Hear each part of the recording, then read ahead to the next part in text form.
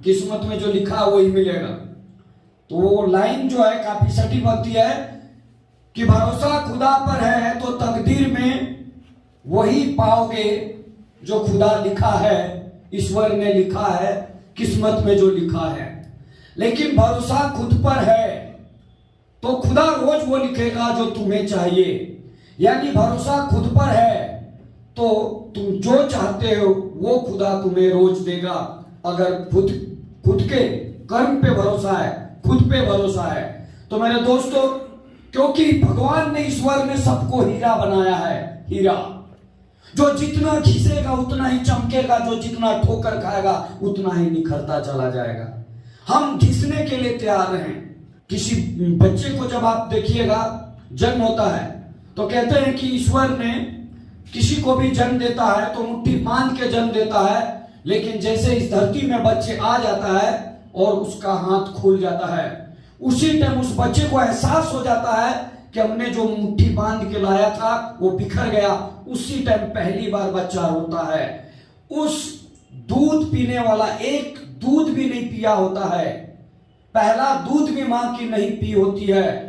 ऐसे बच्चे को भी एहसास हो जाता है कि हमने ईश्वर से जितना भी धरती में किस्मत में लेके आया था वो इस धरती में बिखर चुका है। अब मेहनत करेंगे तभी मुझे मिलेगा, और जितना मेहनत करेंगे उतना ही मिलेगा। तो आज एक छोटे बच्चे को भी एहसास होता है और कहा जाता है कि जो जितना मेहनत करेगा उतना ही निखरता चला जाएगा। आज हम सभी के बीच में कहा जाता है कि ये बंदे तू करता वो है जो तू चाहता है। यानी इंसान जो है हमेशा वही करता है जो चाहता है। पार्टी में जाने का मन किया तो वही करेगा, उसको मीटिंग नहीं आने का मन करेगा तो वही करेगा। यानी जो उसे चाहत है, जो उसे इच्छा करता है वही करता है। तो ईश्वर भी कहता है बंदे तू करता वही है जो तू चाहता है, लेकिन होता वो है जो मैं चाहता हूं। ईश्वर कहता है कि तू जीवन भर वही करता है जो तू चाहता है, लेकिन होता वो है जो मैं चाहता हूं, और आप परेशान रहते हैं। तो बंदे तू कर वो जो ईश्वर चाहता है। तो ईश्वर क्या बोलता है, बंदे तू कर वो जो मैं चाहता हूं तो तुम्हें वो चीज मिलेगा जो तू चाहता है। हम हमेशा उल्टा करते रहते हैं। हम क्या करते रहते हैं कि हमें जो अच्छा लगता है वो करते हैं, और ऑटोमेटिक क्या होने लगता है, जो ईश्वर चाहता है। इसलिए आज के बाद ईश्वर जो चाहता है वो आप कीजिए, तो आपको वही मिलेगा जो तू चाहता है। तो ईश्वर क्या चाहता है? ईश्वर चाहता है अच्छे कर्म कर, ईश्वर चाहता है समाज की सेवा कर, ईश्वर चाहता है गलत काम ना कर, ईश्वर चाहता है तू मेहनत का कमाई खा। और जब इस तरह से ईश्वर जो चाहता है वो करेगा तो तुम्हें रोज वो मिलेगा जो तुम्हें चाहिए। कल्पना से देख रहे हैं, यानी कल्पना शक्ति में इतनी ताकत है कि हम उसे क्या कर रहे हैं, देख रहे हैं, है ना। घर बैठे बैठे क्या कर रहे हैं, देख रहे हैं। ऐसे ही हमारा जो दिमाग है हर 10 मिनट में कल्पना करता है। कहते हैं ना, जीवन में समस्याएं तो हर दिन नई खड़ी है, जीत जाते हैं वो लोग जिनकी सोच बड़ी है। समस्या आएगी, हर किसी के पास आता है, हर किसी के पास आएगा, और हम लोग जो है समस्या में घबरा जाते हैं। एक बार क्या हुआ, एक जगह राजा के अपने शासन काल में, राज्य में उसके प्रजा अपने दुखों को लेकर के आते थे और सुनाते थे कि राजा साहब मेरा ये दुख है, अगर ये खत्म हो जाता तो बहुत अच्छा, ऐसे वैसे करके अपना क्या कर रहे थे, दुख सुनाते थे। तो राजा बोले कि हमारा जो है फलना तारीख को मेला लगता है ना, मेला, उसमें तुम अपने दुख को मोटरी बांध करके, जितनी समस्या है उन सारी समस्याओं को बांध करके लेके आना। उस मेले में सभी लोग आएंगे और उस दिन आपकी समस्या का हल हो जाएगा 100%।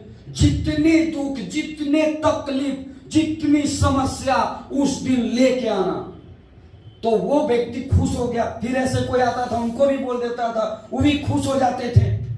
अब ऐसे ही समय आ गया, मेला का वो समय था। राजा ने अपने राज्य में वो मेला का समय का दिन आ गया। अब जो है सभी लोग, जैसे देव जी, राजेंद्र जी, ऐसे सभी लोग अब उस राज्य के मान लीजिए प्रजा होते, तो सब लोग क्या लेके आए हैं? हाँ, समस्या। मोटरी बांध बांध करके सब एकदम मेला में भीड़ पूरा एकदम हो गया। सब अपना अपना समस्याएं लेके आए हैं। राजा थोड़ा देर बाद आता और मंच में बोलता, भाइयों बहनों, आप सभी के बीच में अब तैयार हो जाए अपनी समस्याओं का समाधान होने के लिए। आज आपकी समस्या का हल हो जाएगा, बस तब तक आप सभी लोग जो है अपनी अपनी समस्याओं का आदान प्रदान कर लें। आप जो समस्या लाए हैं, जो अपनी मुसीबत लाए हैं ना, उस मुसीबत को आप सामने वाले जिसके भी छोटे मुसीबत नजर आए, जिसकी भी समस्या छोटा नजर आए, उस व्यक्ति से बदल लें और जल्दी से जल्दी आप अपने आप को तैयार कर लें। और आधा घंटा बाद आप सभी के बीच में जो समस्या है उसे निदान कर दिया जाएगा। लेकिन तब तक जितनी जल्दी आप अपनी समस्या, आप अपनी जो मुसीबत है उसको सामने वाले जिससे भी छोटा लगे उसे जल्दी से बदल लें। ये काम हर हाल में कर लें और आधा घंटा बाद आपकी समस्या को हम जड़ से मिटा देंगे। आप सभी लोग भागा भागी, दौड़ा दौड़ी, कभी इसके पास कभी उसके पास, जिसके पास भी जाता था सबके पास बड़ा बड़ा मोटरी। वो जाता था और देखता था इसका, तो बोलता अरे बाप रे बाप, इसका तो और बड़ा, इसका कैंसर, इसका बीपी है, अरे बाप रे भाई, इससे भी मेरा ही वाला ठीक, हमको तो कैसे होता है। फिर जाता सामने वाले के पास, उसके देखता वो भी बड़ा मोटरी, बोलते सर मेरा ही छोटा वाला, ये बाप इसको तो इतना दिन से बड़ा बीमारी, शुगर है साला, इसको तो बड़ा बड़ा। बोला ना, इससे भी नहीं चलेगा, मेरा ही वाला ठीक है। ऐसे सब जाता है, शुगर वाला जाता था किसी के पास बदलने जाता, अरे बाप मेरा तो शुगर है, हम तो ठीक है ठाक, तो साला कैंसर है बाप, इससे नहीं चलेगा। बोलता है मेरे वाला ठीक है। आधा घंटा तक सब इससे, कभी उससे, कभी इससे, कभी उससे दौड़ते रहा। जिसके पास भी जाता था उसको सामने वाला बड़ा मोटी लगता था, उसका बड़ा बोझा लगता था, उसका बड़ा समस्या लगता था, और सामने वालों को लगता अरे यार मेरा ही वाला ठीक है। आधा घंटा बाद कोई नहीं बदल पाया, आधा घंटा बाद कोई नहीं बदल पाया, क्योंकि जब भी किसी के पास जाता था सामने वाला का ही मोटरी बड़ा लगता था, सामने वाला का ही बोझा बड़ा लगता था। जैसे जाता था उसको बोलता था अरे यार मेरा तो छोटा मोटा गैस, हम इसी से परेशान, इसको तो इतना बड़ा बीमारी है। आधा घंटा में किसी का नहीं बदला। पता है क्यों? क्योंकि हर व्यक्ति की समस्या जब तक सामने वाले की नजर नहीं आती है तब तक उसे लगता है कि जिंदगी में सबसे बड़ी समस्या मेरा है। लेकिन सामने वाले की समस्या जब वो रियल में देखता है तब उसे लगता है कि अरे यार इससे तो समस्या मेरी छोटी ही है। और दुनिया में लोग इसीलिए कामयाब नहीं हो पाते, दुनिया में इसलिए वो विजेता नहीं बन पाते, क्योंकि वो अपनी समस्याओं को बड़ा गिन गिन के अपने आप को समस्या से घिरा हुआ है। और जो व्यक्ति समस्या का हल नहीं किया वो व्यक्ति खुद समस्या बना हुआ है।